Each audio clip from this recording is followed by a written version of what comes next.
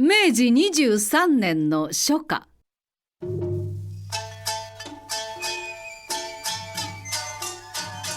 北陸金沢浅野川のほとりに声掛けをした見せ物師の中で、滝の白糸と呼ばれる水芸の太夫がありました。北陸第一の美人にして並ぶものなき水芸師よと人も言い、また我も許しております。大層な人気でございまして、さあいらっしゃいいらっしゃい、評判の水芸は滝の白糸大市だ。さあいらっしゃいいらっしゃい。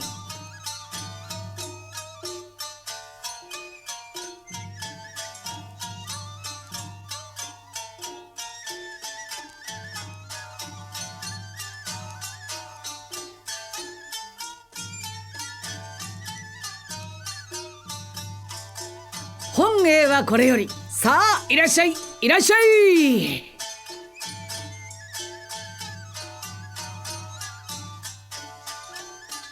北陸名題の芸人として誇り高くまた鉄火な気性の滝の白糸、座長として芸人たちにも慕われておりましたが、どうしたわけか3日ぐらい前から何か思い出しては含み笑い。太夫一人で思い出し笑いなんて罪ですぜ。何かいいことあったんじゃないですか。何もありゃしないよ。だがこれには少々訳がありまして、それはちょうど今から3日ばかり前のこと。高岡からイスルギに向かっている一台の馬車、人力車より速い文明開化の力だというので乗り込んだ人々を尻目に、人力車がこの馬車を追い越してゆく。お客さんが怒り出した。追い越しちゃったよ。おいこら、開化の力馬車ともあろうものが人力車風情に負けて恥辱とは思わんのか。こら別当、お前も男ならもっと負けん気を出したらどうじゃ。無知を当てんか。こら別当、無教育者。馬に聞いてください。私が走ってるんじゃありません。無然としている別当の青年。ねえ若石さん、これも雪明かりだと諦めてお客さんたちを喜ばしてあげたらどう？だが強情なこの青年は返事もしません。もしかしたらご祝儀が欲しいのではないかと白糸が思い切って、50銭どう一つ奮発なさいよ。いりません。酒代では馬は動きませんし、いただくわけもありません。何言ってやがんだい。わけもへちまもあるもんか。育児なし馬車が車に負けるなんて、それでも文明開化の力なの？あれを追い抜きゃいいんでしょ。腹を立てた青年は矢庭に鞭を当てて、今度はめちゃくちゃに走り出した。これさ別当さんや、もし若いさん、なんとひっくり返るようなことは、なかろうの。おい、わかりません。馬がけつまずけばそれまでです。もうちょっとゆっくりやらんかい。おい。相当強情な青年である。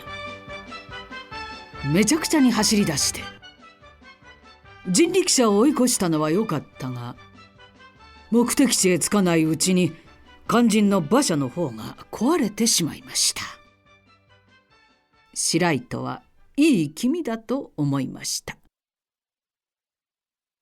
さすが強情なこの青年もこれにはほとほと困ったようです。どう？夕方までにはイスルギにつけましょうかね。辛抱やられちまったんですよ。無茶をしたからな。参った。困ったな。ダメなの？そう？お気の毒ね。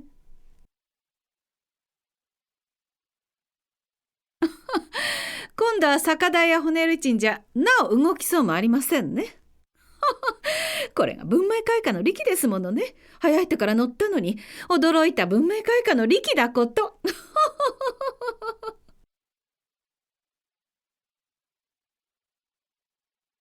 夕方までに着けばいいんでしょ。姉さん、ちょっと降りてください。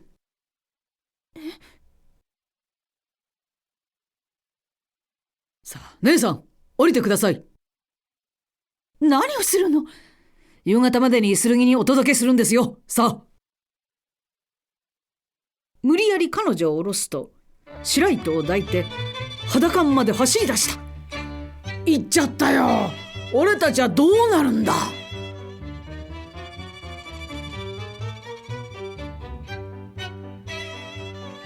向こうへ着いた時には気を失っておりました。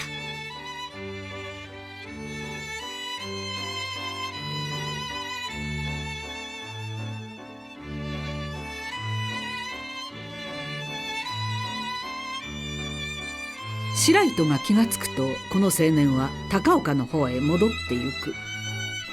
今まで会ったことのない毅然としたこの青年が、これまで芸一筋であった白糸の心に深く刻まれたのです。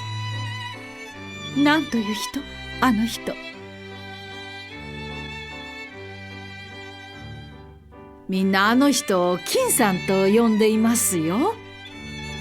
そう、金さんね。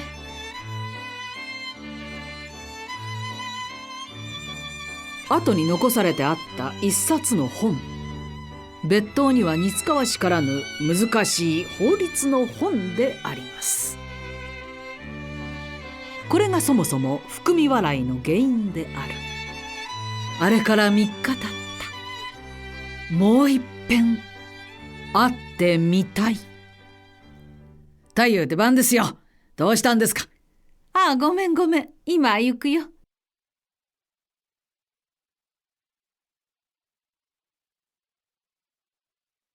東西お目通りに控えましたるは当座の花形滝の白糸太夫にござりまする。いや、待ってました。大明神滝の白糸。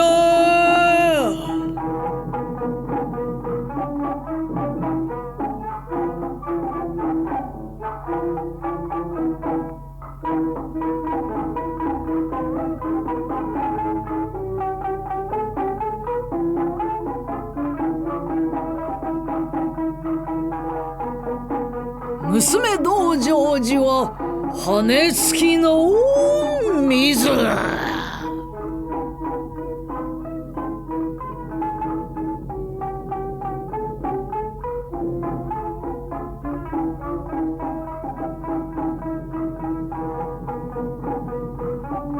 よ、金沢嵐。こら、命取り。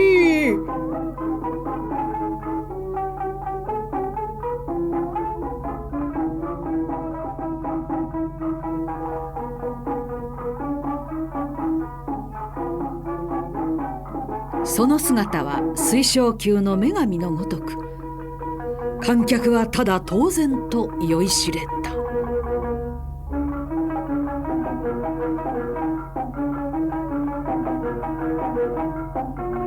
万来の拍手のうちに幕が下ります。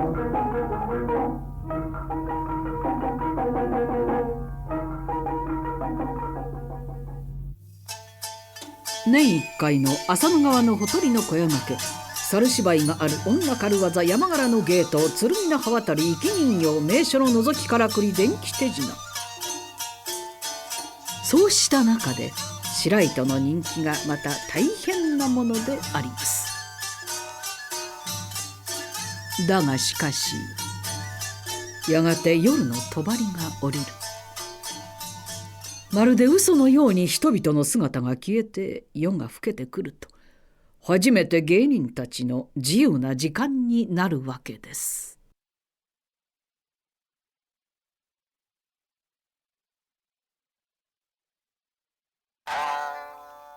月高校と天にあり、地には一輪白ボタン。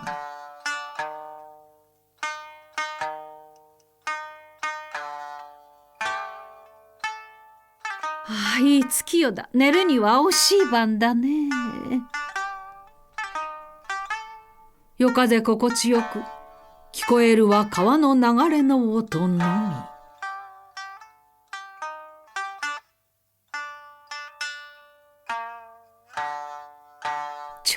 じれって重苦しい。24にもなって高島田に厚化粧でもあるまい。でもここはいい気持ちだね。涼しい夜風に送られて見上げる橋はうたつ橋。眠っている一人の青年の姿。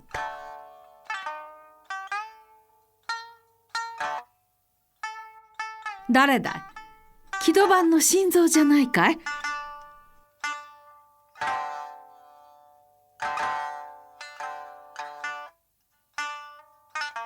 なるほど。橋の上で寝れば涼しいね。心臓、風邪をひくよ。いい気なもんだよ、ぐっすりと。風邪をひいても知らないよ。木戸番の心臓と思いきや、月光雲間よりさっと一丈の光を投げた刹那。それは白石の表こそ忘れがたき別当の金さん。まあ、金さんだよ。白糸は夢ではないかと思った。会いたい見たいと思っていた白糸の気持ちが縁結びの神様に通じたのか、こんな真夜中、しかも二人っきりで会えるとは。紅に頬染めてじっと見つめる金さんの横顔。金さん、よく眠って。金さんったら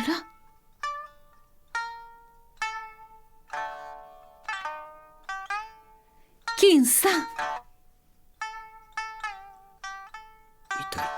痛いな。夜露は体に毒ですよ。ああ、毛布を着せてくだすったのはあなたですか。あんた、その後はごきげんよう。はて、どなたでしたか一向存じませんが。あら、あたしよ。情なしたね、お前さんは。あたしは忘れはしないよ。ねえ、金さん、あたし忘れなんてことがあるもんかね。待ってくださいよ。僕が姉さんを。はて。ほら、高岡から馬車に乗った時、人力車と掛けくらをしてね、イスルギの手前からお前さんに抱かれて馬の相乗りをした女さ。あの時の姉さん。言われるまで思い出さないなんざ、あんまり不実すぎるね。いや、不実というわけではないが、毎日何十人という客の顔、いちいち覚えていられるものではないからね。そう。けれど、裸馬に相乗りをするお客は毎日はありますまい。そりゃそうさ。そんなことが毎日あってたまるものか。金さんったら。金さんは不機嫌であります。お前さん、どうして金沢へおいでなすったの？君のためにあっちを浪人したのだ。まあ、私のため？ご冗談もんだよ。私のためだなんて。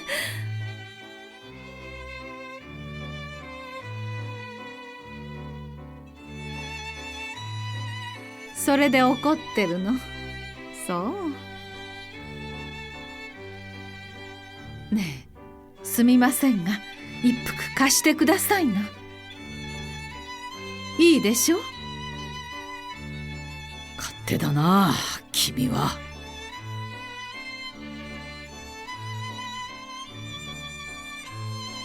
何このキセル、ひどいキセル。タバコの味も何もありゃしない。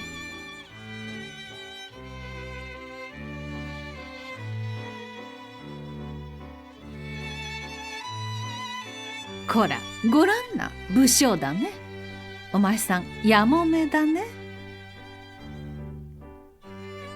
その男前だったら、でも色の一人や半分はありましょう。バカな。おや、じゃあないの？そんなものはない。そう、本当に？くどいな君は。あ、虫が入っちゃった。取ってちょうだい。どこ？背中よ。葉っぱじゃないか。金さんったら。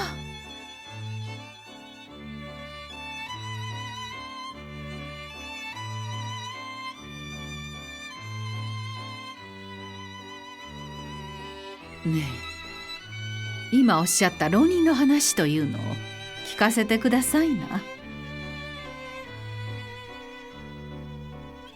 あの時にあんな乱暴やって人力車を追い越したのはよかったが、とうとうあの翌日会社から解雇された。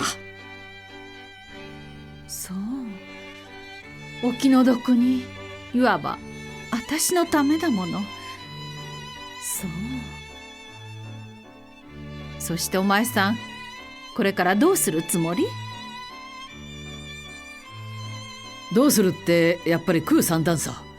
高岡にぶらついていたって始まらんので。金沢には士官がいるから別当の口でもと思って探しに来た。そう。そして口はありましたか？ありゃしないよ。あれば橋の上なんかで寝やしないさ。こんなことを申しちゃ生意気だけれど、お前さん別当などなさるご人定じゃないね。そりゃ私だって生まれからの別当でもない。私は金沢の子息だが、3年前に親父に亡くなられて余儀なく学問を中途でよした。その上一昨年母親にも亡くなられて、全く天涯の孤児となって馬車会社へ住み込み業者となった。まことにお恥ずかしい次第。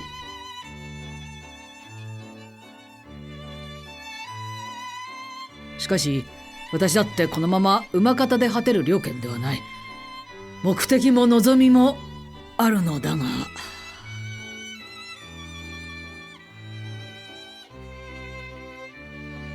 ままにならぬが浮世の常だ。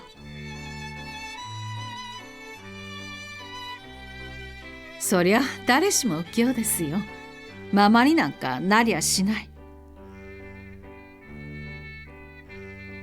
浮世と諦めておくのだ。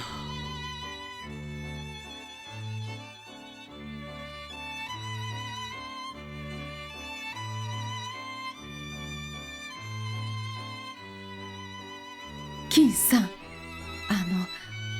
お前さんの望みとは何ぞその学問のことでしょうね。ああ、法律という学問の修行さ。そう。学問なら金沢などよりいっそ東京へおいでなさればいいのにね。東京？行けりゃ行くさ。でもそこが浮世じゃないか。ままになんかなりゃしない。いいえ、じゃあお前さんおいでなさいな、東京へさ。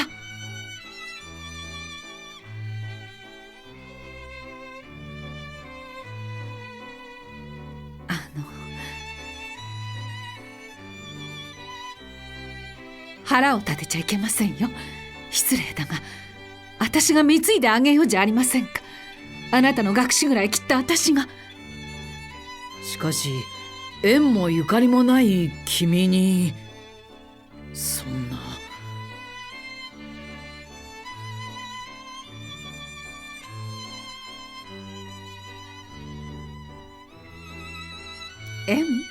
縁というのも初めは他人。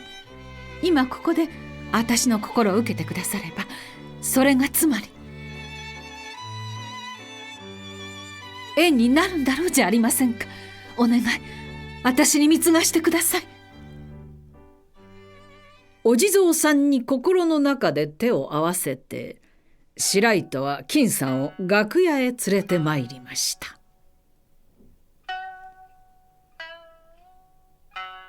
いつまでも黙ってないで。五章だからさ、貢がしてくださいよ。ね、あなたの学士ぐらいきっと送ってみせる。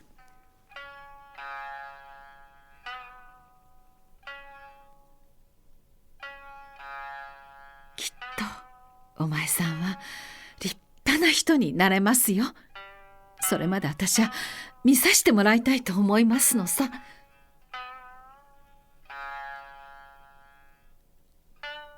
ね、金さん、しっかり勉強して早く立派な人になってくださいね。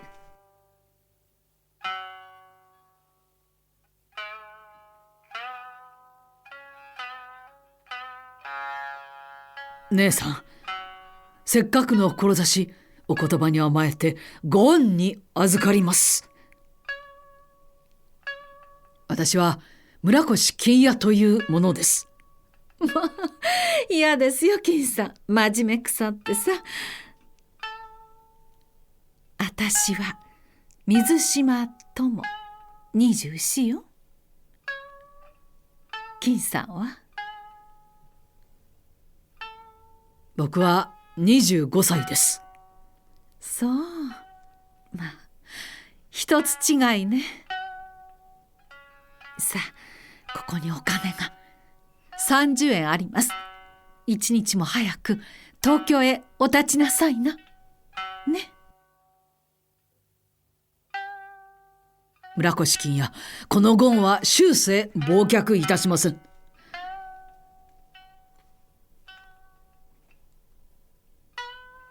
他日、私がいかなる地位を得ても命にかけて報います。あなたの望みを言ってください。どうか。私の望みって、私はお前さんの望みは叶いさえすればそれで満足。いや、それはいけない。いけません。それはただ恩に対する我が身の義務というもので、決して恩人に対する義務ではない。どうぞおっしゃってください。そう、それじゃあ言いましょうか。私、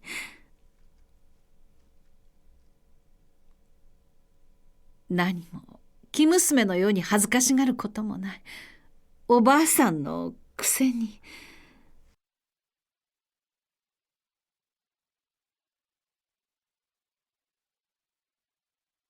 私の望みというのはね、お前さんに可愛がってもらいたいのさ。頬あからめながらやっと言った一言。命に代えてもきっと仕送りをしてみせると誓った白糸。滝の白糸と村越金屋は月さえるこの世結ばれたのであります。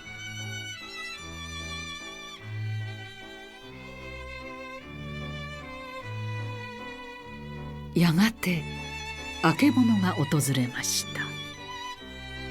うたつ橋のそば、浅野川のほとりの小屋に書庫を差し染めます。朝も屋の中に見える絵看板やのぼり、金屋はあの姉さんが今評判の水芸の太夫滝の白糸であることを知りました。いやよ、見てはいや。看板ではしがない滝の白糸でも、お前さんとこうして一緒にいるときは、あたしゃ堅気の水島友さ。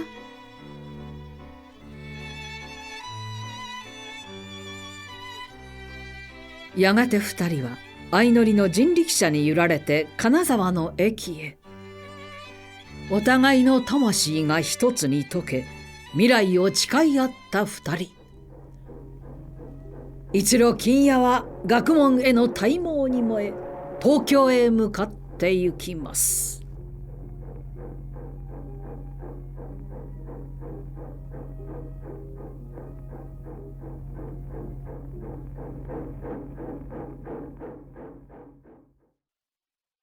村越金屋が滝の白糸の定規に感じ、東京へ遊学しており、春秋ここに2とせ、瞬く間に歳月が流れ去りました。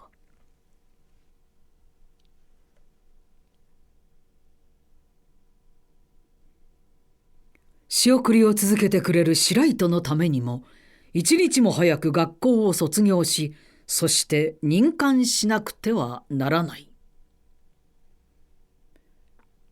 真面目な青年である村越金屋は、一生懸命勉学に励んでおります。幸いにしてある高等館の長屋門の一部屋を借り受けることができました。何くれとなく面倒を見てくれる親切なおばさんが一人おります。主人が役所から帰ってくる。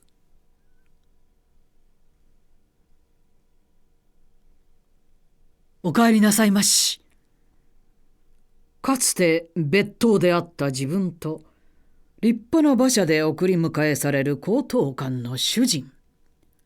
自分も一日も早く任官しなくてはならない。村越さん、ごらんなさい。村越さん、あなたも今にきっと殿様のような偉い人になれますよ。そうそう、姉さんからまたお金とお手紙が。ありがとう。白糸からの便りであります。そして何がしかの金が入っている。本日この手紙とともに金子少々お送り候間、お受け取りくだされたくそろ。白糸は今日も旅空にて金屋様のご成功を祈りおり候。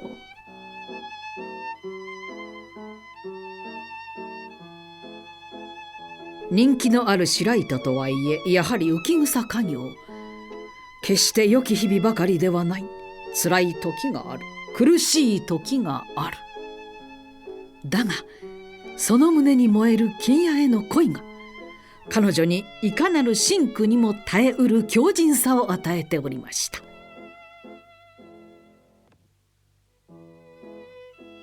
誇り高き水芸師として狂言鉄火を歌われし白糸は、遥か東都の金屋を唯一の支えに、その妻となる日を夢見て北陸路を巡業していたのであります。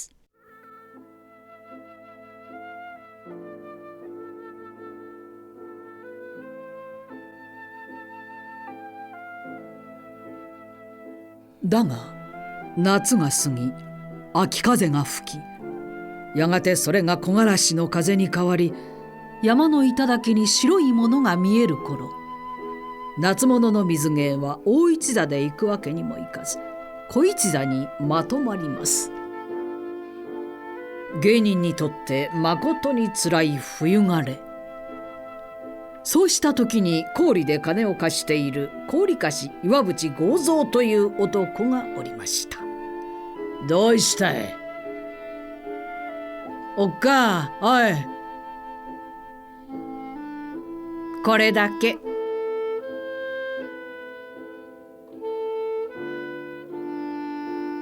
これじゃあ利子だけで元金が1万も入らねえぜ。どうするんだい。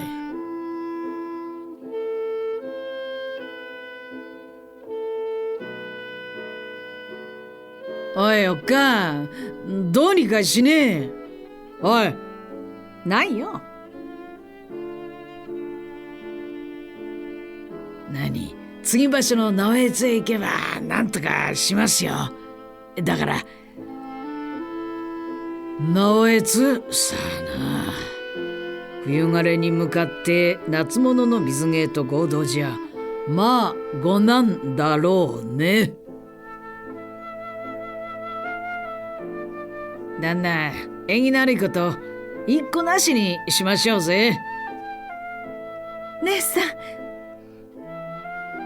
姉さん、さくらんぼおくんな。ダメよ、ダメ。これは私のいい人なんだからダメ。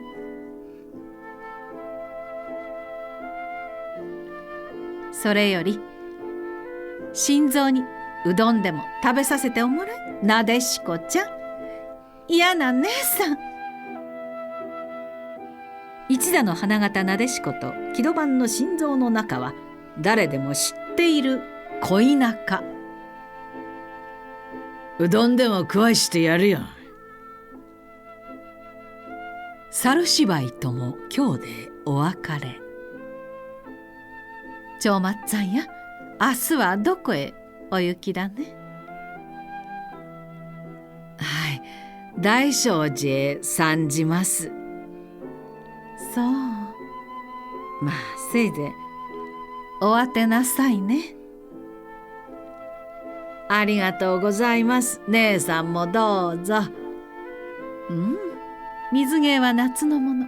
年を越して春の雪解けまではダメですよ。いいえ、姉さんの人気でしたら大丈夫でございますよ。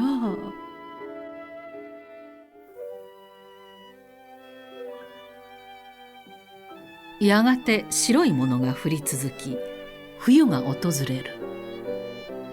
興行を打つことができず、一座の者は休みが続く。だがしかし東京へは仕送りをしなくてはなりません。ようやくのことで集めてきた金子、久しぶりに便りを書く白糸が、私どもの興行は秋はようやく寂しく、冬は霜がれ、憐れんべき時効の間、冬季は全く座食の悲運にあり、心苦しくはそうらえども、お約束の金子の半分だけお送り申す候ほどに、白糸が工面の金子とおぼしめされ、当座の間はこれにてご容赦下されたくそろ。やがて春とも相なりそうらあば、必ずこの埋め合わせはいたすべくそろ。ご懸念なくご勉学に努められたくそろ。そして最後には村越友と、村越友、その言葉が白糸を慰めます。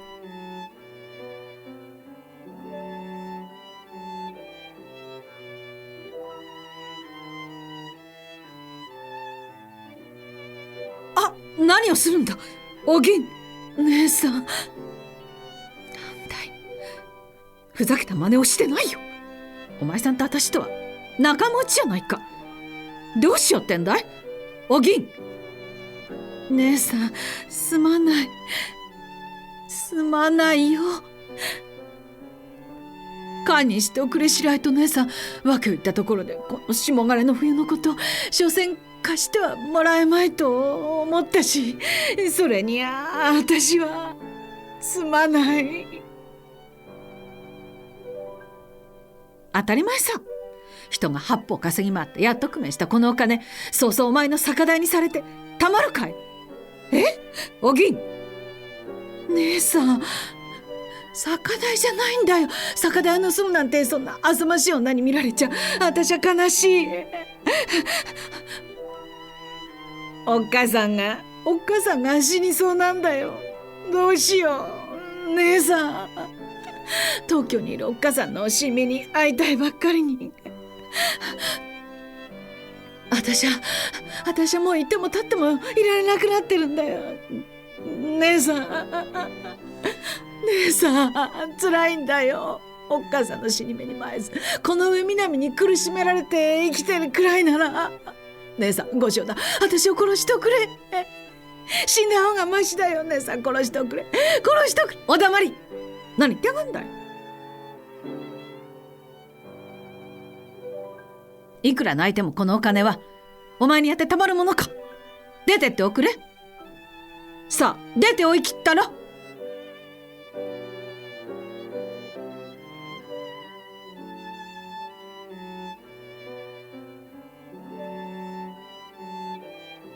いくら泣いてもわめいても金屋のためには大事なお金。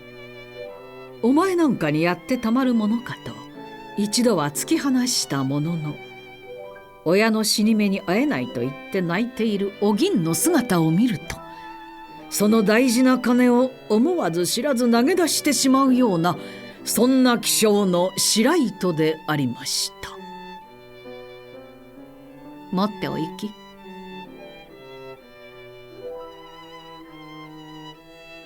これを私に？すまない姉さん、私は一生恩に来ますよ。お前さん、私にとって本当に生き仏様だ。ありがたい、ありがたい。すまない。おだてんなおよし。命に関わることだから私はお金をあげたまでさ。さっさと出てっておくれ。さあ出てお行き。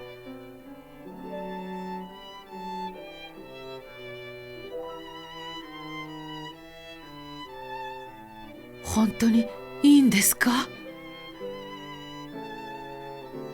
だがお銀はその晩のうちに若い座員と駆け落ちをする。実にさまざまなことがあります。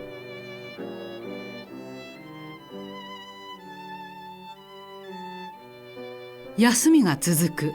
女房に逃げられて南京出羽内は機嫌が悪い。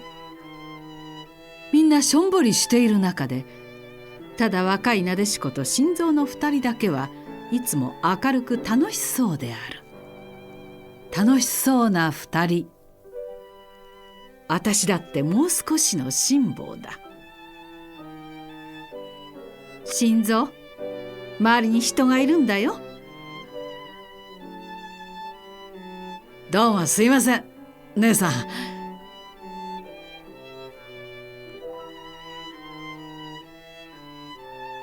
恋の水毛洗い髪、島田高髷厚化粧、片絹小町色もかも、心身真にあのあで姿。懐かしい思い出のうたつ橋が思い出される。もう少しの辛抱だ。溶けた黒髪並木を走る。胸に抱かれた馬の上。縄手追い分け旅の空。いい女だな。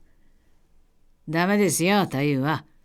何しろ東京の色男に色気としゃばっ気が一緒になってまるで夢中なんだからね。ダメですよ。何、金づくで一度は。おっと、あれはダメですけど。旦那、向こうのはどうです？若い娘ですよ、ほら。なでしこです。お気に入りましたか？なでしこ、かわいい女だな。大丈夫か？あいつ足の一座のものですから頼んだぞ。やっと小屋が開きました。久しぶりの舞台で南京出羽内は張り切っております。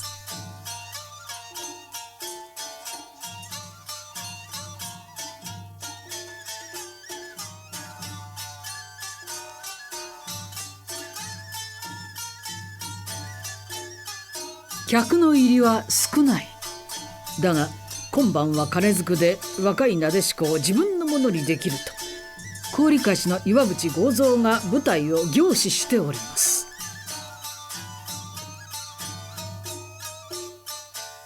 久しぶりに会いた小屋もこの入りでは。この小屋へ来ればいつもご難、牛と狐の鳴き別れ、もうコンコン。やだねだ。悪い辻らですよ。こんなりじゃあがきがつきませんね。たく。じゃあ太夫、とにかくあっしは行かなきゃならないから。ありったけの金ですからね。預けていきやすから。よがしかい、これは一座の虎の子ですよ。しっかり持ってておくんなさいよ。太夫。じゃあいいね。決めてきておくれ、権次。ええ、柏崎へ掛け合いに行ってきますからね。あとはくれぐれもお願いしますぜ。間違いのねえように一つ。じゃあ行ってまいりやす。お、いいのを決めてくるぞ。いってらっしゃい。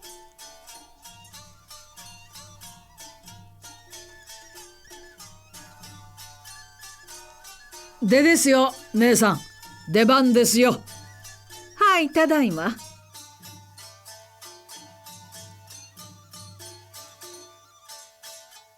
南京出刃打ちが舞台から降りて、代わりに白糸が登った時、待ちかねたように奈落から木戸番の心臓がなでしこを呼びました。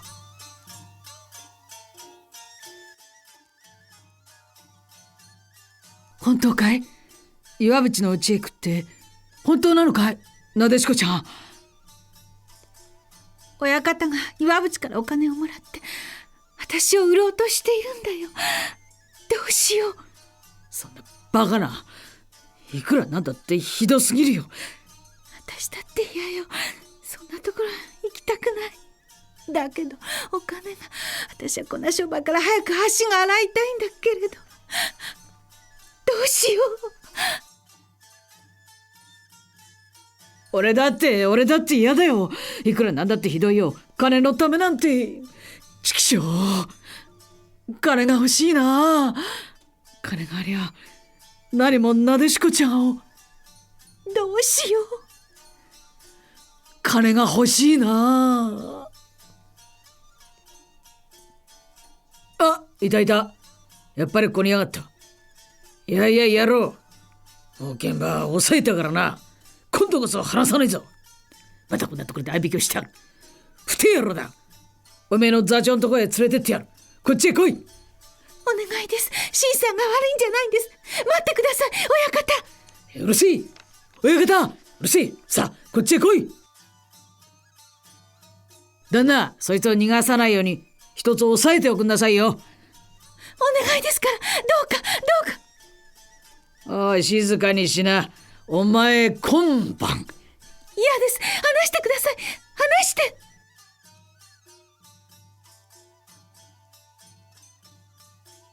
どうしてくれるんで。この若造がうちの大切な金箱のなでしこの尻ばかり追っかけ回しやがって。おめえんとこの一座のもんじゃねえか。そんなこと言ったって若い者同士だ。しようがないよ。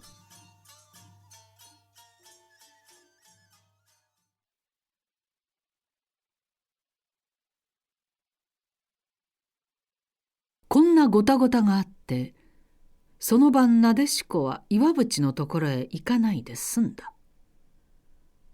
がしかし若い二人は決心をしました。何くれとなく面倒を見てくれる白糸姉さんには申し訳ないが、思い切って二人は駆け落ちをしようと。なでしこちゃん、今から行けば一番の汽車に間に合うよ。なるべく荷物は少なくして。白糸姉さんには申し訳ないが早く行こう。お待ち。姉さん。駅なんか行ったらすぐ捕まっちまうよ。バカだね。さあ裏へお回り。裏に小舟があるから。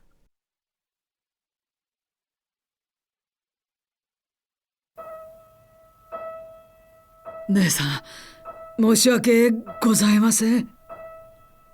仕方がないよね。なでしこちゃん、このお金持っておいで。さ持っておいでったら。お金なんて。姉さん、それいけませんよ姉さん。それじゃああんまり妙理につきます。一度だって。仕事を見つけるまではやっぱりお前さんもお金の苦労遠慮なく使っておくれね。堅気になるお前たちの門出だもの。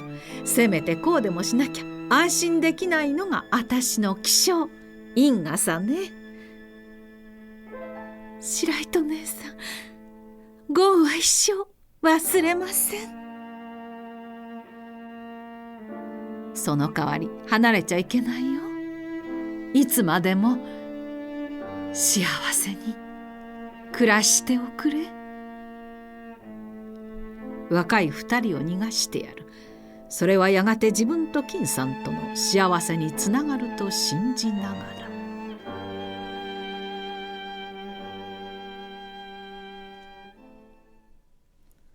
いやいやいや、どうしたんだいなでしこ。いねえじゃねえかよ、ったくちきしょう。おめえがなでしこにまた出しゃばったまねしよったんだろ。一体俺はどうすりゃいいんだよ。知らないよ。何か証拠でもあるのかい？言いがかりをおつけでないよ。だっててめえんとこの心臓だっていねえじゃねえか。二人で駆け落ちをしやがって。おっかには逃げられるし、なでしかいなくなっちゃう。俺はこれから一体どうしたらいいんで商売ができる。太夫頼む。この通りだ、太夫。なでしかいなくちゃ食べ行くにも幼稚の旦那から一文の金は出ねえんで。頼む、なんとかしてくれ。この通り太夫。しょうがないね。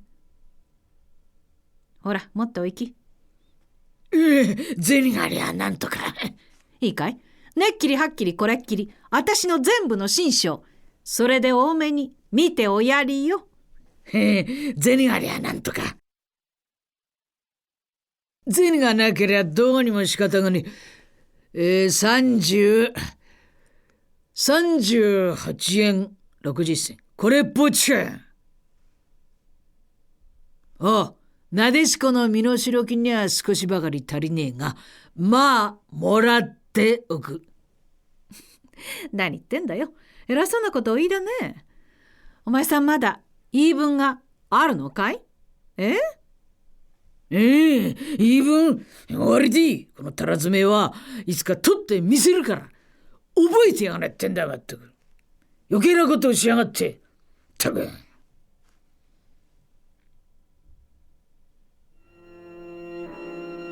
よかった。せいせいした。いい功徳をしたよ。二人は一体どの辺まで行っただろうね。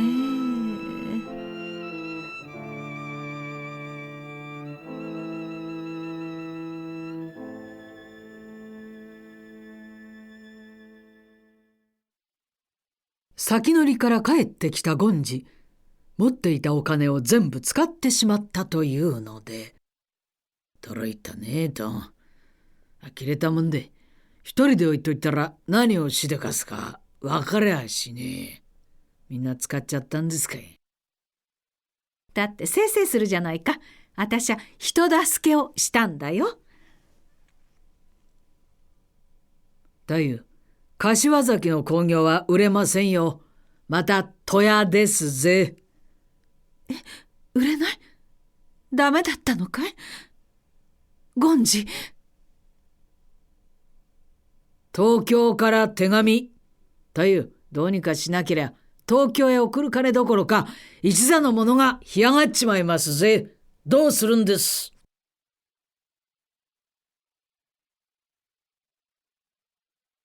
あれ以来仕送りをしていない。もう卒業も間近だというのに、有り金は全部はたいてしまった。そうだ、金沢へ行こうよ。どこ行ったってこの冬枯れじゃ。でもさ、あそこは地元だもの。ごひいき様だけでもなんとかなるだろ。行こうよ。この冬枯れじゃダメですよ。白糸は金屋に手紙をしたためます。この度の佐渡の興行もあしからず、近日中に金沢へ参る手配と相なり申し候。その節はお約束の金子きっと送り申し参らすつもりにてござ候まま、しばらくの間お待ちくだされたくそう。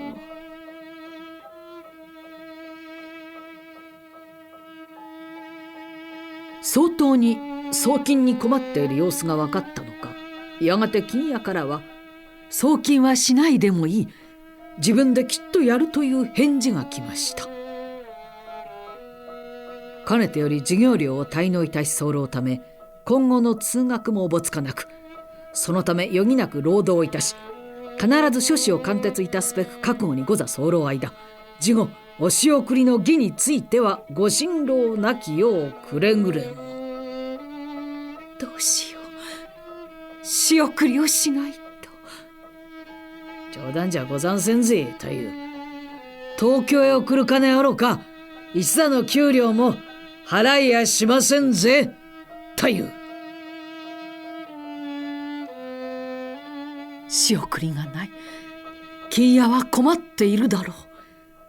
さすがに白糸も身体極まってしまいました。太夫、なんだい。ちょっと。なんだい。あそこのひふみよ7番目の旦那、どうです？あの男は輸入問屋の主で豪勢な物持ちだそうですぜ。なんだよ、どうだって言うんだよ。私そうじゃないんですよ太夫。滝の白糸の頼みでありゃ色気抜きで金を貸そうじゃないかとこう言ってるんで、一度だけ頼んでごらんなさいよ太夫。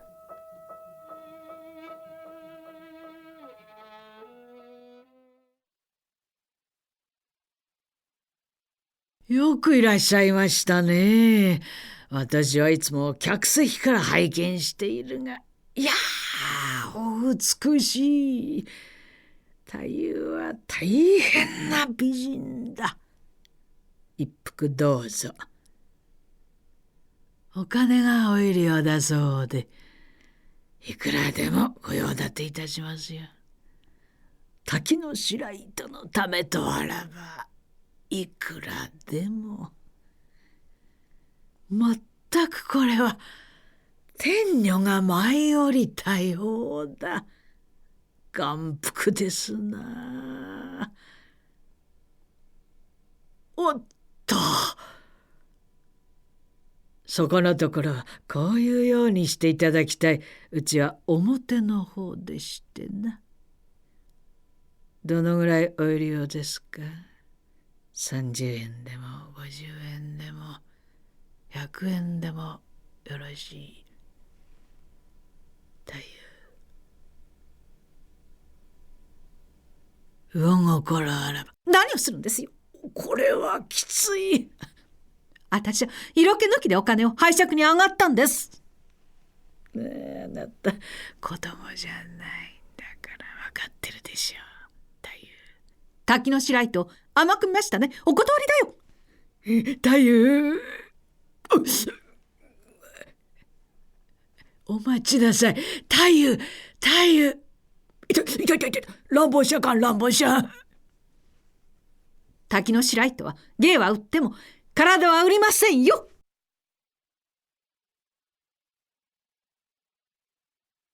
芸は売っても体は売らないと啖呵を切ったものの、金策のあてはなく、白糸はほとほと講じ果てました。思い余った彼女は金沢へ来た。そして高利貸し岩渕剛蔵の言いなりになるという約束のもとに300円の金を手に入れるのであります。無造作に大金を与えた岩渕剛蔵は打数のごとき眼で白糸を凝視する。これまでこうした手段で幾人もの女を毒牙にかけてきた。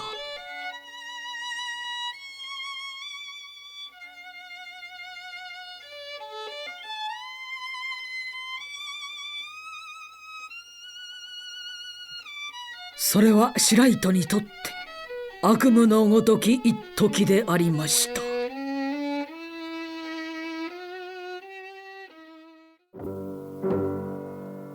帰り道、ちょうど兼六園のあたりまで来たとき、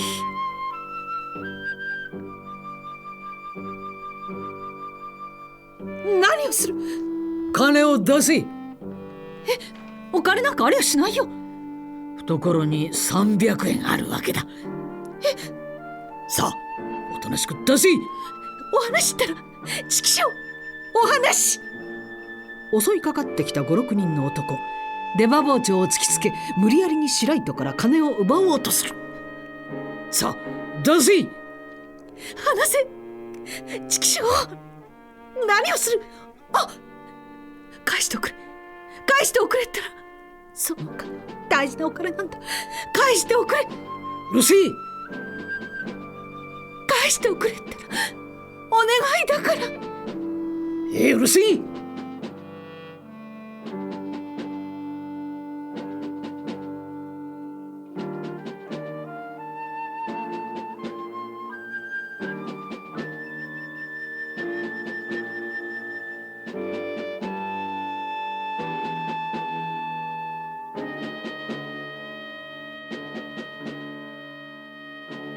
やがて冷たい夜露が白糸を正気に戻したとき、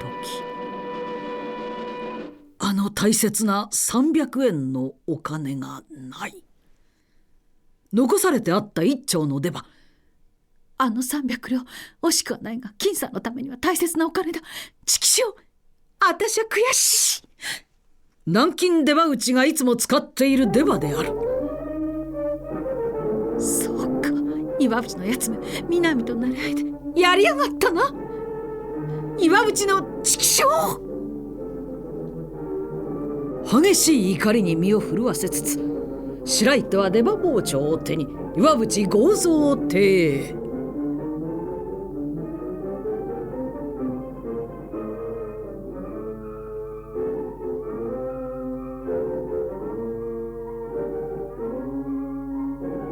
岩淵、岩淵はどこだ。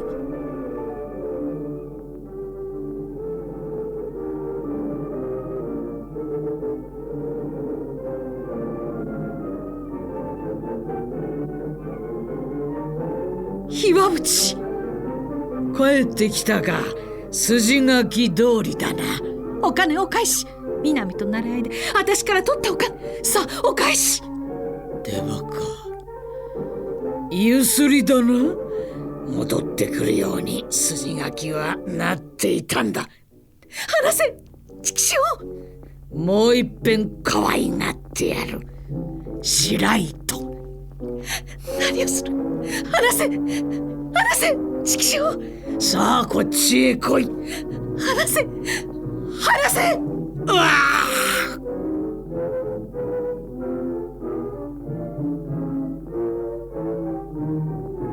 襲いかかろうとした岩淵剛蔵の脇腹深く出刃が突き刺さった。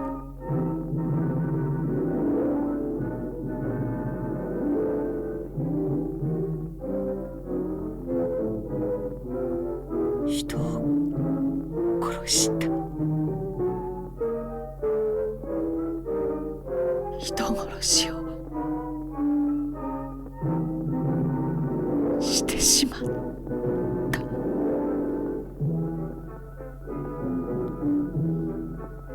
呆然自失、あとは無我夢中。机の上にあった何がしかの金をつかむと、そのまま白糸は放心の体で岩淵剛蔵邸の奥座敷から逃れました。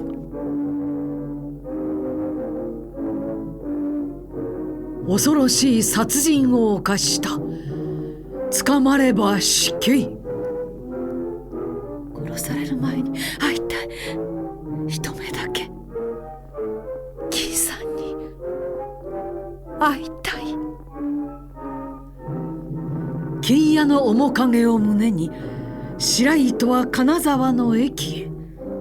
そして夜行列車に飛び乗り、一路恋しい金屋の住む東京へと向かったのであります。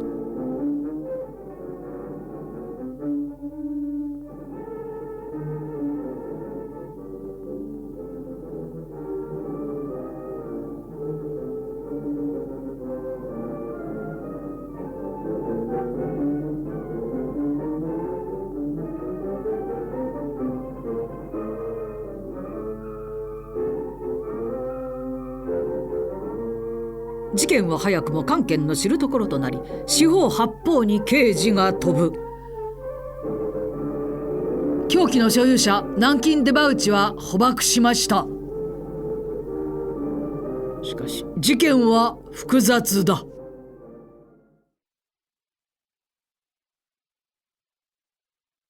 あれ以来水戸瀬の歳月が流れ去った。ところがきだけを頼りにようやくのことで東京までやってまいりました。白糸は村越金屋の家を探します。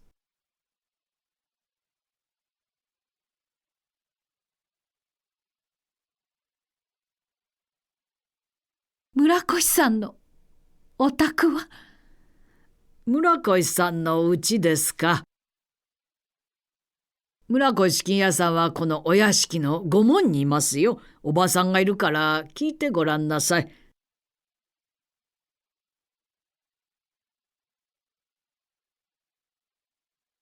ごめんください。ごめんください。はい、どなたでございます？村越さんは？は？村越さんはいらっしゃいますでしょうか？どうぞ中へ。村越さんでございますか。外はお寒いからどうぞ。さあどうぞお当てなさいましな。村越さんはいらっしゃいますでしょうか？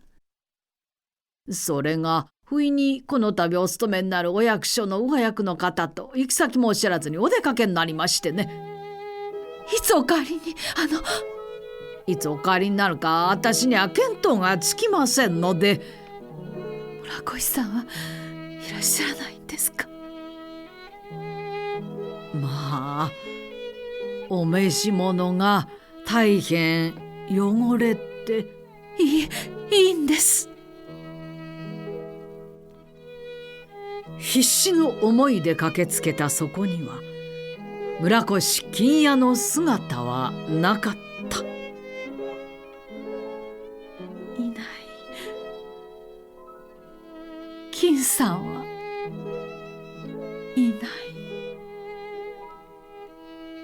あまりのことに言葉もなく、ただ呆然と部屋を眺めるばかり。金さんはいない。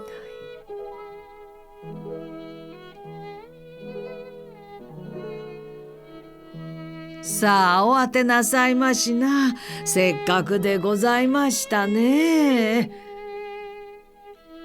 すみませんがお帰りになったら村越様へこのお金をあげてください。さいですか。とにかくお預かりしておきます。本当にせっかくでございましたね。何としても金屋にお金を届けたい。捕まる前に一目恋しい人に会いたい。しかしその思いはかなわず、わずかにこの部屋の中に金屋の佇まいが残っている。ここで金さんは勉強して、ここが村越さんのお部屋なんですのね。はい。真面目な方でございますからね。ここで村越様はいつもお役所からご帰還になる殿様をご覧になっては、僕も早くあんなに偉くなりたいとおっしゃっていましたがね。何でも村越様には本当に良いお姉様がおありだそうでしてね。お姉さんのことを、いつもそのお姉様のことを思っては一生懸命ご勉強なすっておいででした。そして早く偉くならなくては自分のために学費を仕送ってくれるお姉様に申し訳ないってね。それはもう口癖のようにおっしゃってましたよ。そうですか、村越さんが。でも今では村越さんも偉くおなりになったんですもの。さぞお姉様もお喜びのことでございましょう。本当にさようでございますとも、私はいつも村越様に言ってやるのですよ。村越様はこんなに偉くなれたのはみんなお姉様の力なのですよってね。まあごゆっくりなさいましな。お茶でも入れて参りましょう。あれから三年瀬の歳月が流れ去った。もう自分のことなど忘れてしまったと思っていたこの部屋で、金谷は自分のことを思い浮かべながら毎日を過ごしていた。むしろ会えない方が幸せかもしれない。今の自分はかつての白糸ではない恐ろしい殺人犯。会えない方が幸せかもしれない。白糸は一時の間の幸福に浸っているのであります。金谷は自分のことを思いながら勉学に勤しんでいた。無事に任官することができた。そこには任官の辞令書が入っております。だがしかしその儚い夢も金沢から追ってきた刑事によってかき消されてゆく。ついに白糸は逮捕されてしまったのであります。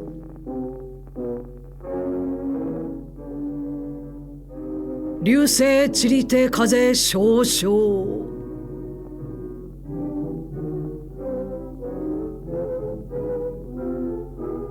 金沢に護送されていく列車内。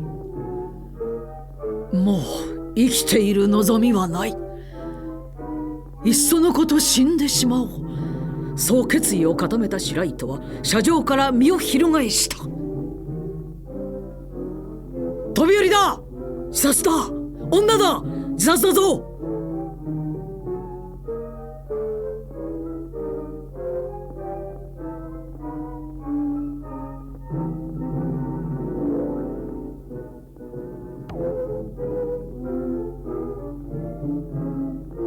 まことに偶然ではありますが、その近くにささやかな蕎麦屋を開いている若夫婦、それが新蔵となでしこであったのです。本当に来ないんだな。隠すな。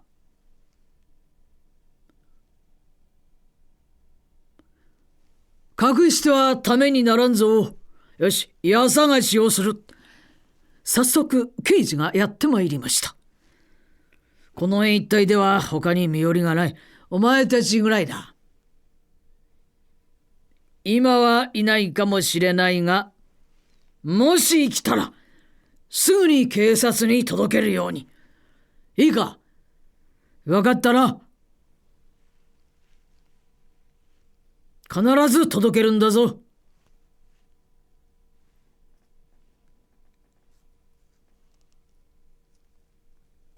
この日は早じまいをいたしました。だが実は白糸は新蔵夫婦にかくまわれていたのです。姉さん、姉さん、しっかりしてください。こんなにやつれて。すまない。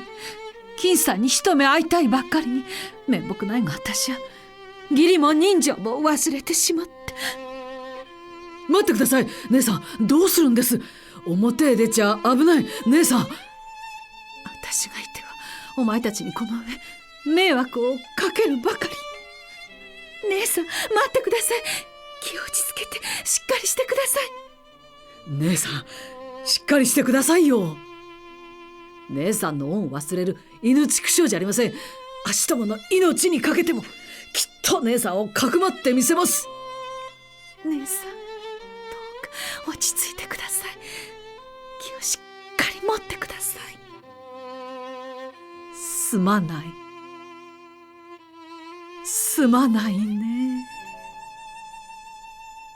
しみじみと人の情けが身にしみます。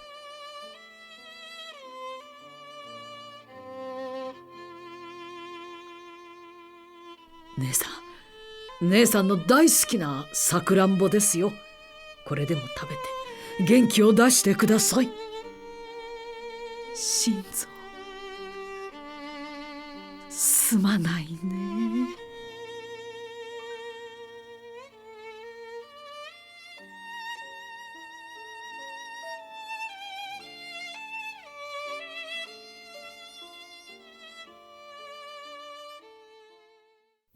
おい開けろ心臓、表を開けんか。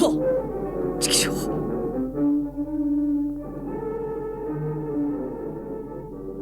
おい開けろ、開けんか。警察の者だ。貴様開けんと同罪だぞ。開けい心臓。誰が開けるもんか。カマンからぶち返せ。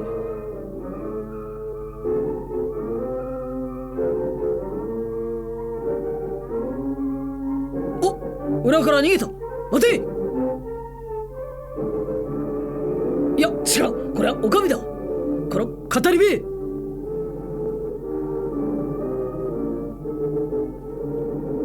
姉さん早く裏から逃げてください。姉さん。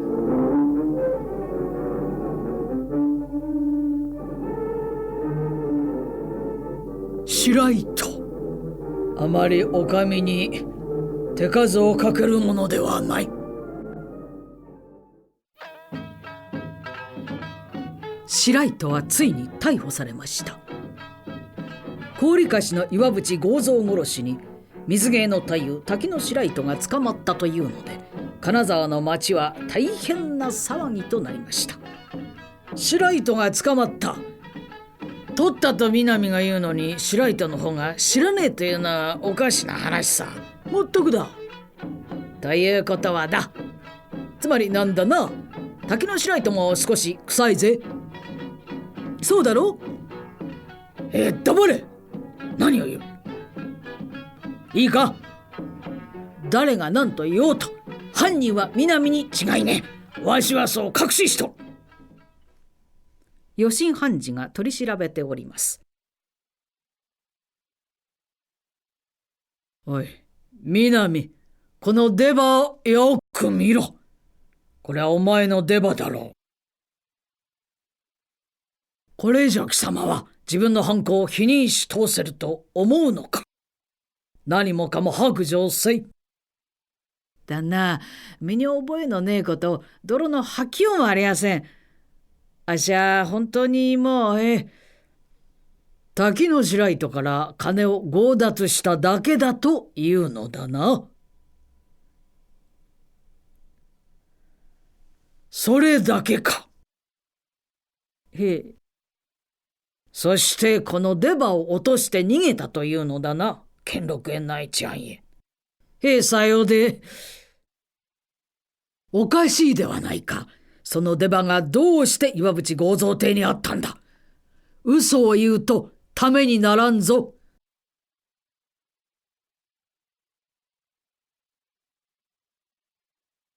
白糸、もういい加減に白状してはどうじゃね。南はお前から金を取ったと言っているのだからな。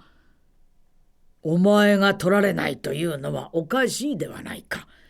本当は取られたんじゃろ。何かそこに訳があるんじゃろ。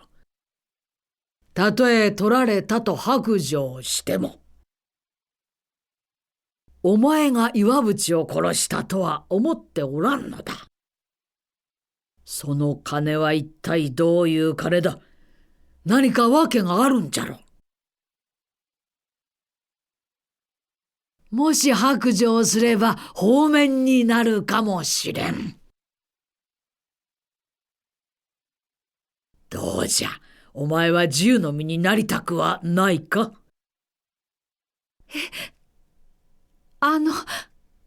放免に。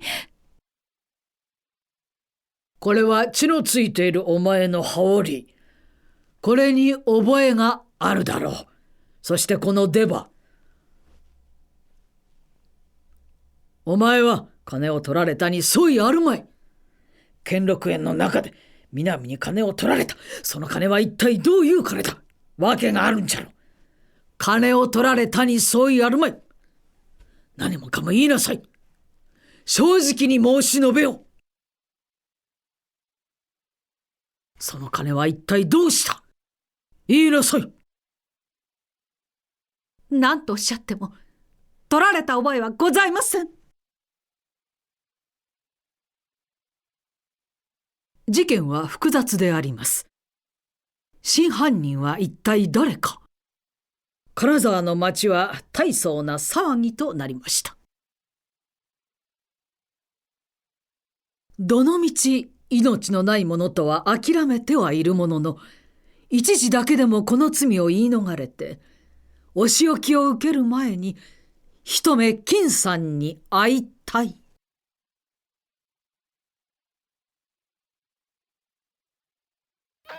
さて、高利貸の岩淵剛蔵殺しの公判が近づきました。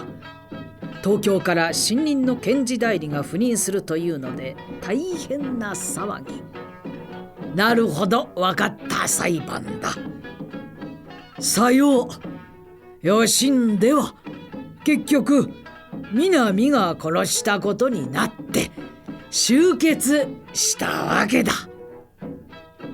わからないよ。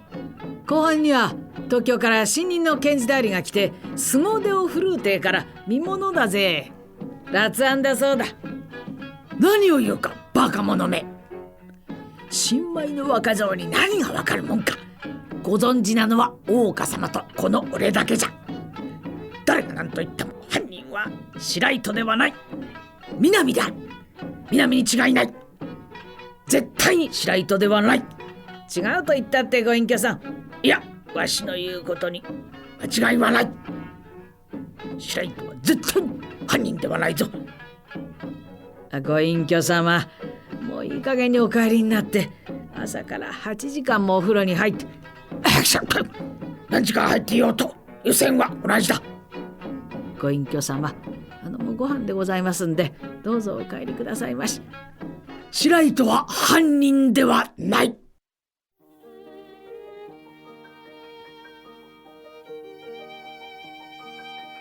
冬来たりなば春遠からじ。いつしか雪の間から新しい芽が顔を出す。水清きに似て心すがしく、幸福に浸る己が姿こそ永遠の夢。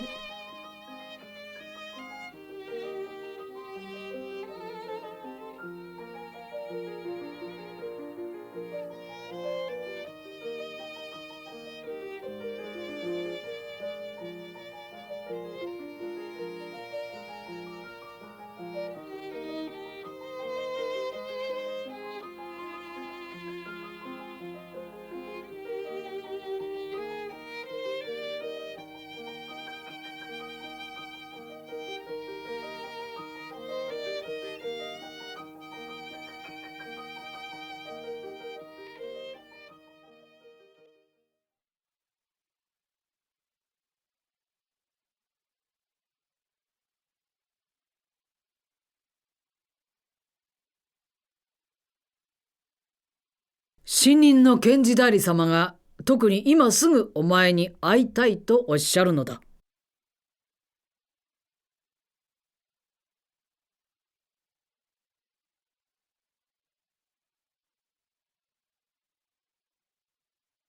もういいだろう。さあ来るんだ。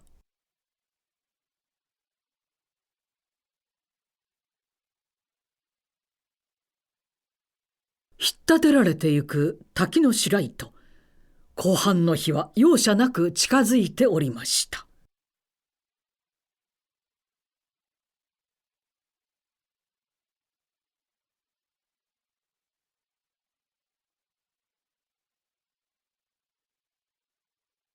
連れてまいりました。ご苦労。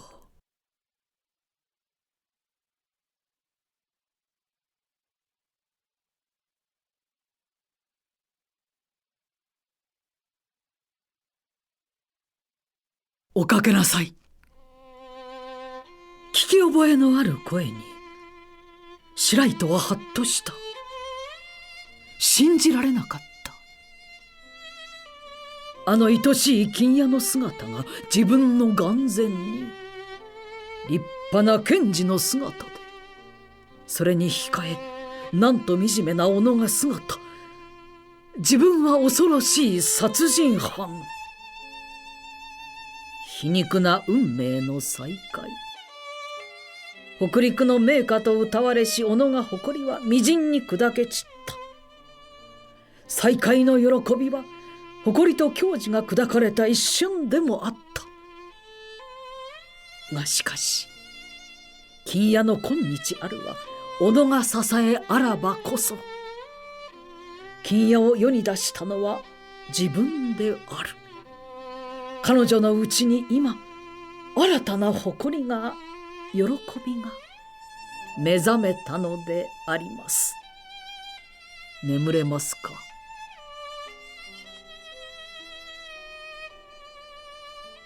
食べ物はどうです。何か不自由なものはありませんか。私がこんなに出世したのもみんなあなたの親身も及ばぬお力添えのおかげです。ありがとうございました。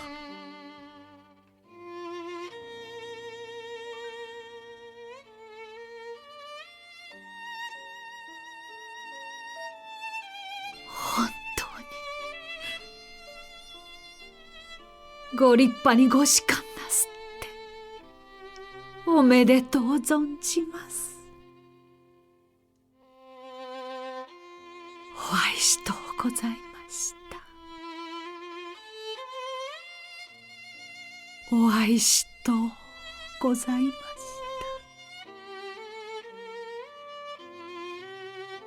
た。お愛しとうございました。長い間ご苦労をかけました。さぞ虫のいいやつとお恨みでしょう。許してください。いいえ、ただ一目お会いしたいばっかり生きながらえてまいりました。お会いできたからもういいんです。何も思い残すことありません。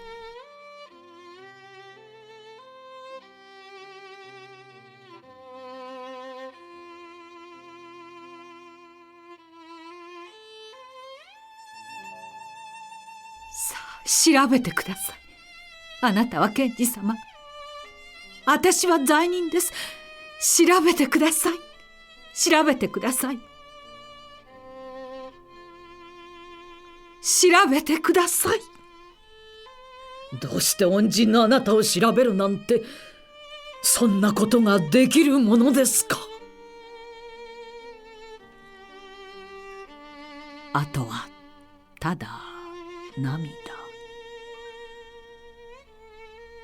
時が流れます。時間が参りました。連れて行くよ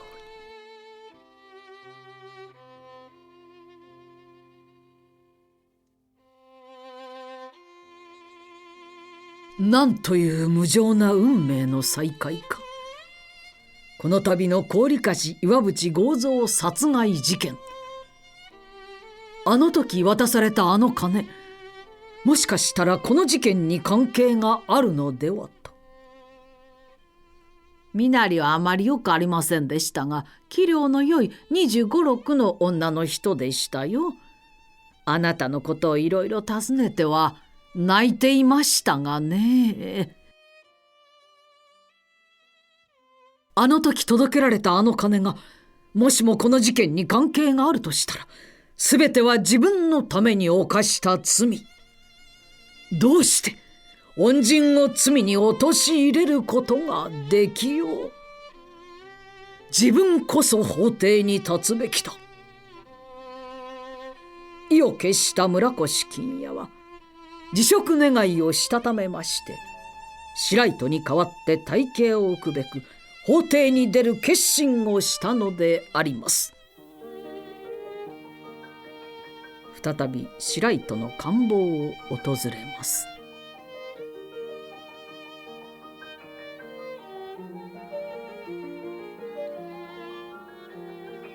あなたが犯した罪は全く私のためなのだ。当然私が大刑を置くべきだ。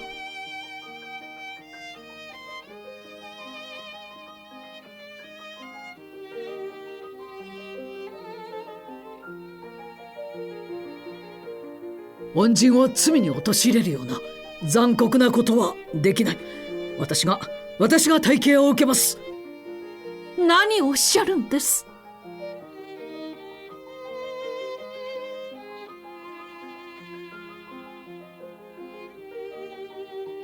あなたは卑怯です。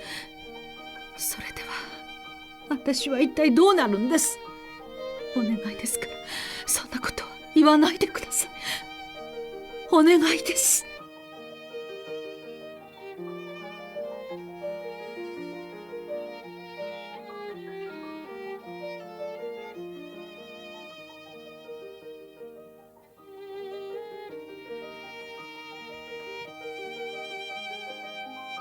あなたの出世のために命を投げ出した私だもの。いつ死んでも本望です。どうか検事代理のお務めを、どうか白糸が一生のお願いです。どうぞお上のお役目を立派に果たしてください。お願いです。私をかわいそうだと思ったら、せめてあなたのお力で死に花を咲かさせてください。血を吐くような白糸の言葉。白糸を裁くことこそが彼女の愛に報いること。意を決した村越金也は検事代理として法廷に立つべく補助を固めたのであります。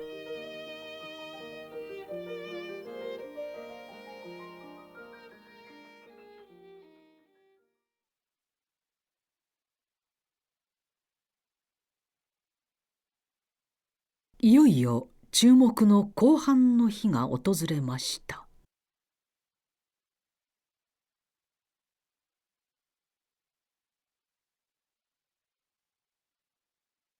特に今回は東京から新任の検事代理が赴任して辣腕を振るうというので、また水芸の太夫滝野白糸が出廷するというので、傍聴席は満員でありました。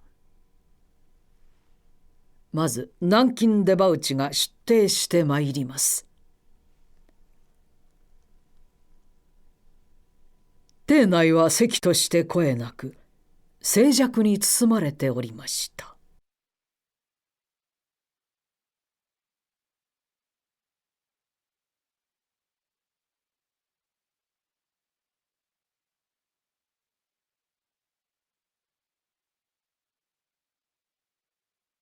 南京出羽内、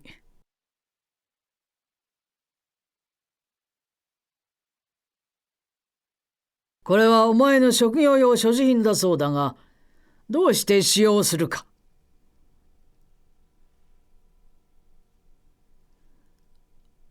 これはあっしが舞台で使っておりまして、と打ちますのがあっしの商売なんでございやして、この出羽を兼六公園内治安へ落としたと申し立てるが、それが岩渕剛蔵宅の奥座敷にあった。お前はその事実を認むるか。どうだ。いえ、存じません。足の知ったことじゃねえんでございまして。足が矢内を殺したなんて、それあんまりでございまして。そんな足悪人じゃございません。ただ滝の白糸から金を強奪したというのか。殺した覚えはないというのだな。そんな大それたことをするような悪人じゃございません。至極善人なんでございますんで。これ以上申し立てることはないか。ございません。裁判長、本官は検事代理として滝野白糸こと水島友に対し、一応尋問の許可を願います。よろしい。では証人水島友。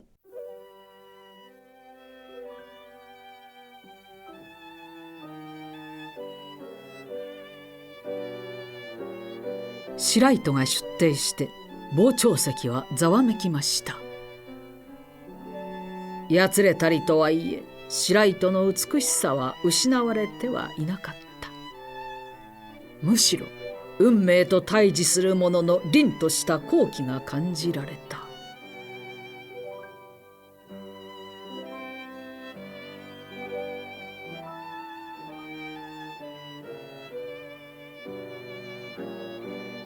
水島友、強盗殺人事件について証人として尋問する。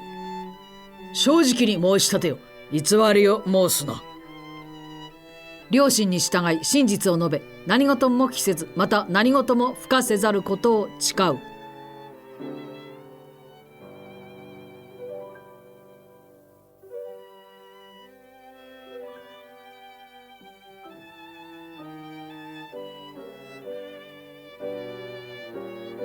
村越検事代理。水島友、村越金谷が本官が改めて尋問するが、包まず事実を申せ。邸内に毅然たる声が響く。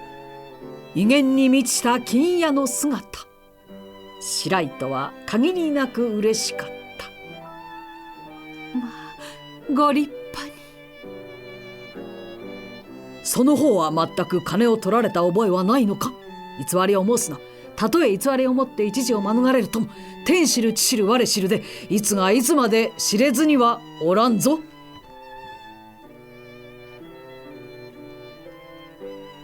しかし、知れるの知れぬのと、そんなことは通常の人に言うことだ。その方も滝野白糸と言われては随分名題の芸人ではないか。それが仮初めにも偽りなど申しては、その名に対しても実に恥ずべきことだ。人は一代、名は松代だぞ。その方のような名題の芸人になれば随分多くのひいきもあろう。そのひいきが裁判所においてその方が偽りを申し立てて、それがために罪なき者に罪を負わせたと聞いたならば、ああ、白糸はあっぱれな心がけだと言って褒めるか、喜ぶかな。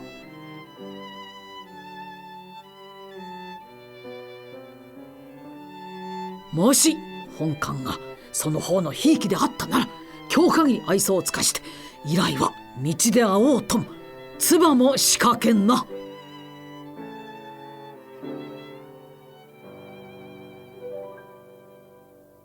しかし長年のひいきであってみれば、まず愛想を尽かす前に十分勧告して、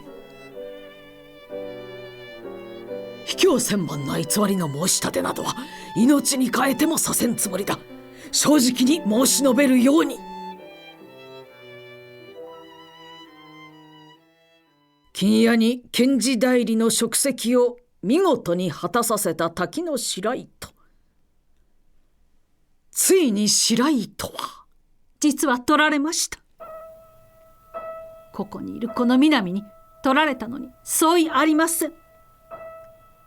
ほらごらんなせ、あっしは至極善人なんで、しかとさようか。相違ございません。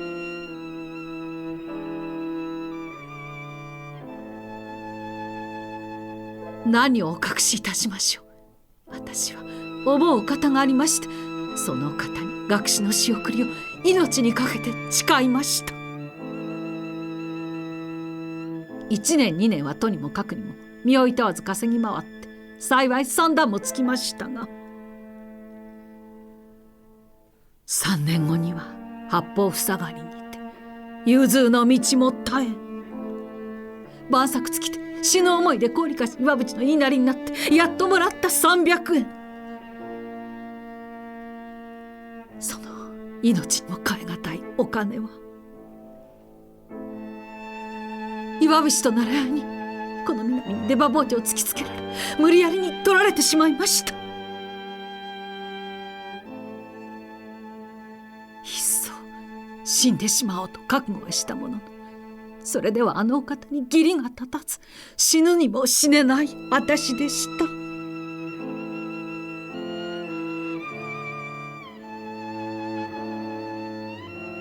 私は南が忘れていった出刃包丁片手に岩淵の家へ。岩淵は野獣のようにまた私を苛みました。それを振り払うとした途端、謝って突き刺したのか、殺したのか。殺しました。その時テーブルの上にあったたくさんのお金、そのお金が欲しかったのです。どうしても欲しかったのです。取ったのか。取りました。金屋に立派に職責を果たさせた後、白糸は舌を噛み切り命を絶ったのであります。金屋もまた白糸の後を追い、浅野川のほとりでピストル自殺を遂げたのであります。その思い出の春の月は霊峰白山の雪を照らし、二つ強化に溶けて流れて紅の涙となりて散り手を割りぬ。風の吹き雪ぞ降る世の北陸に今なお残る語り草、悲恋滝の白糸の完結であります。